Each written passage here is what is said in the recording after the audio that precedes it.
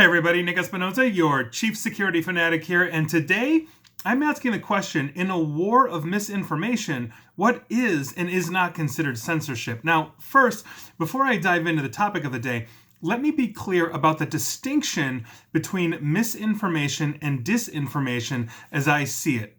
Now, both share the characteristic of being demonstrably false information. Essentially, evidence points to the information being incorrect, or at least has a very high probability of being false or incorrect, and that's where they diverge, essentially, in their path. Now, misinformation, as it diverges from disinformation, basically is a well-meaning person that can, for example, read, let's say, a pseudoscience article and come to the conclusion that X, no matter what X is correct, and therefore has a desire to spread that information to the world with the intent of informing or helping their ecosystem, no matter how large that is. Meaning, you've read something, you say, oh my gosh, the world needs to know this. I want to help my fellow friends, humanity, whatever. Let me put it out there to get that conversation going. I wish more people knew about this. This is serious.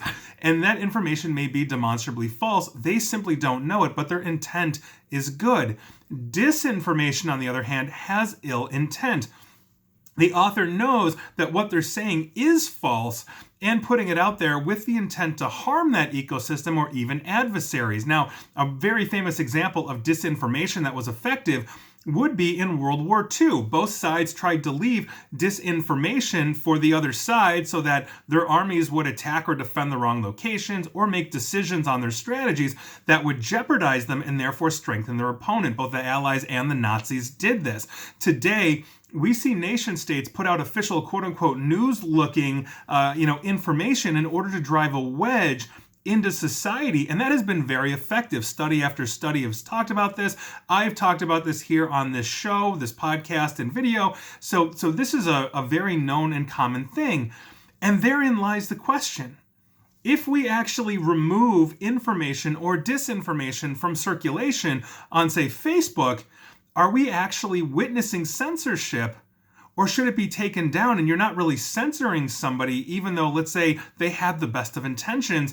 We just don't want bad information to get out there. Now, I bring this up because of some Facebook news that hit today, and there's multiple sources on this, but I'm cribbing from a really concise article on The Verge from this, because Facebook is expanding what false claims it will remove from its platforms related to COVID-19 vaccines, and vaccines just in general, starting today. Now, the company began removing debunked COVID claims in December of last year and notifying essentially their users when they had interacted with a post that has false information that same month. I have personally seen those in my own research.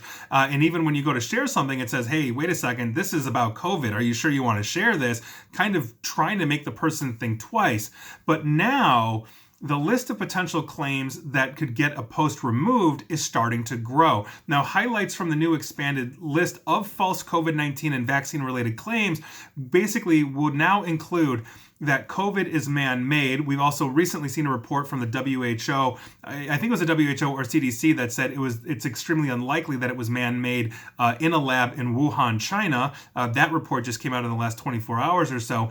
Another one is that vaccines are not effective at preventing the disease they were created to protect against. So in other words, vaccines, basically articles that say vaccines are not effective will be removed. Another one that they're going to remove is that it's safer to get a disease than to get the vaccine. That is an old chestnut that has been going around. Obviously immunology has a lot of things to say about why getting a vaccine is much safer than getting the virus or the infection itself. Another one they're removing is that viruses are dangerous, toxic, or cause autism.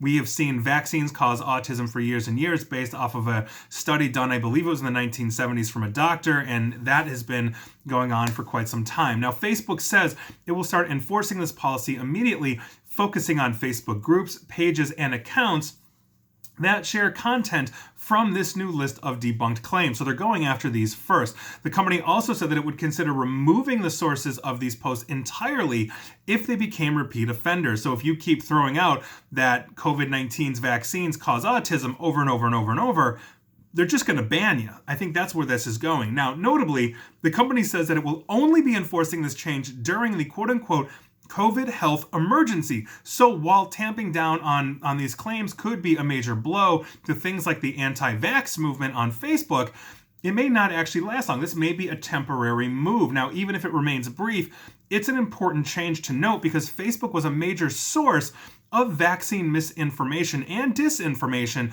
before the pandemic, and addressing it more directly could actually have a meaningful impact on people who might have otherwise become anti-vaxxers.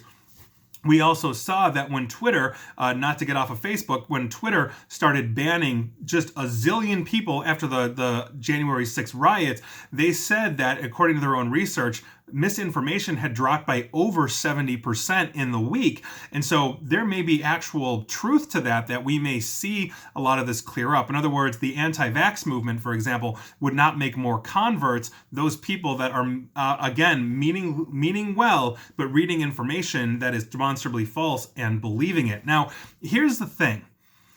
If censoring misinformation or disinformation is okay, then how do we account for still evolving research where we actually need to basically understand that? Expanding what counts as COVID-19 and vaccine misinformation is probably overall a smart move for Facebook, at least in their eyes, but the worry is essentially what posts might get caught in the company's new, larger misinformation net.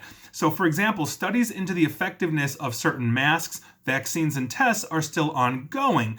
As written, according to a UNC professor, Facebook's new guidelines might actually prevent conversations about those new research results. And I think that is the fine line.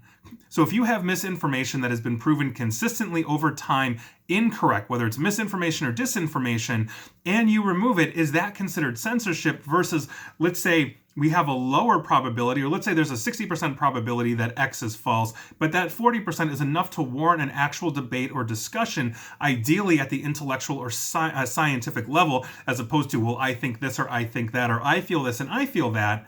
Then how do we differentiate? And I think that's something that we need to explore.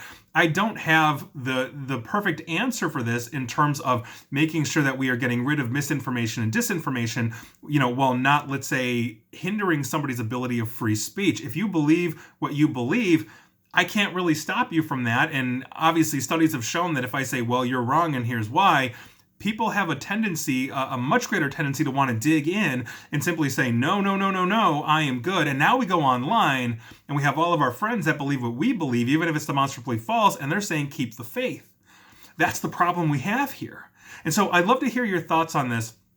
I think this is an important topic. We can't fix this overnight, but if they were to just blanketly kill misinformation and disinformation, I have no doubt that we would see probably a lowering of those populations believing it because they simply are not reading it. And studies have also shown that people trust their Facebook friends' post on whatever it is over an actual legitimate research organization or news organization that has a vetting process for information as they're putting it out there. So I leave it up to you. I think it's a really good discussion we need to have, and I'm looking forward to hearing your comments on this, hopefully civilly, and that is your news of the day. And please like, share, follow me here on Facebook and Twitter at NickAESP, and please feel free to subscribe to me at YouTube as well. And as always, stay safe and stay online. Thanks, everyone.